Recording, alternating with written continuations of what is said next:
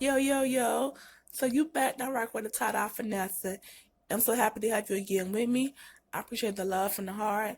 Again, EPJ that I did was all white, and I went ahead and put my own touch to it, as you can see. And I got these results right here. I'll love to show you how I went ahead and did it. You know, this project is fun, easy, simple to do, so please stay tuned. Yes, I'm in my bag, baby.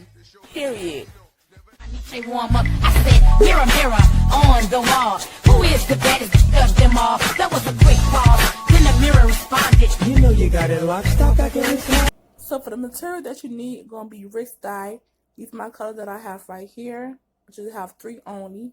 And I have a t-shirt. First, I'm going to go ahead and wet my t-shirt because it have to be wet and got to be 100% cotton to tape. Very, very, very good. And as you see, I'm going to go ahead and soak it up. Make sure it's super wet. That way, you know, the colors can be litty. Then, after I wet it, this is what I'm going to do. Scrunch it up. Now, by the way, I'm only recording with one hand, so work with me, please. I'm going to take any scrunchies. It could be rubber bands, anything you like, and just go ahead and tie it up. Now, when you tie it up, it could be any way you want, because remember, the design you're doing is very organic, and it's going to be, like, you know, different. By the way, this rack I have is from Dollar Tree. If you're interested in buying one, you know, that's where I got it from. This is how the pajama top look and ready to be dipped in color. The color that I did has already been done off camera. I just took some water, hot water, I'm sorry, and put some detergent in it, mixed it together, and made the color. You know, it's no Pacific ratio of what I use. Went ahead now and just gonna throw the color all on the t-shirt. No wrong or no right way. Any style you like, you can go ahead and do it.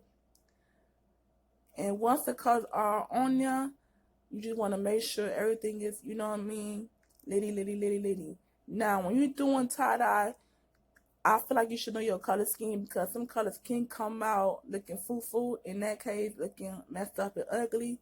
But other than that, tie-dye is no wrong or no right way. It's going to do what it do.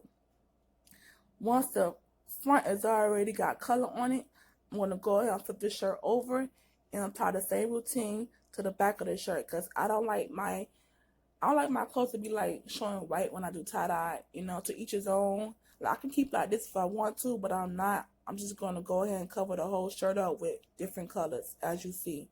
That's just me. Now, just throw that color on there. And then it should be looking something like this if you want all the color. And once all the color is on the shirt or whatever you tie-dyeing, then you're going to go ahead and then you're going to take any bag. It could be a plastic bag, a Ziploc bag, your choice, and put it right in there.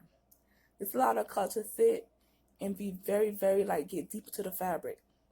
Now, I don't want to take your head off because I can't do that, you know.